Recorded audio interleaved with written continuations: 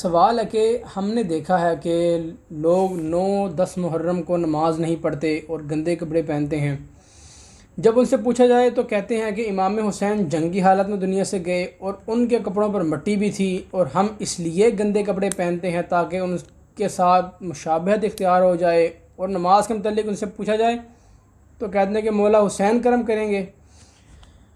बड़े अजीब लोग हैं। वैसे ये इमाम अली मकाम से इनका कोई ताल्लुक़ नहीं है, ना ही इमाम अली मकाम इस तरह के लोगों की कोई शफात फरमाएंगे, कोई सिफारिश फरमाएंगे। किसी भी किस्म की ये किसी गलत फ़हमी में ना रहें, किसी मुगालते में ना रहें कि ये लोग इमाम अली मकाम कहेंगे ठीक है इन पर नज़र करम किया जाएगा। कोई नज़र करम नहीं किया जाएगा इमाम अली मकाम की तरफ से। इसमें इनको ये नज़र आ गया इमाम अली मकाम मैदान जंग की हालत में मिट्टी वाले कपड़ों में थे।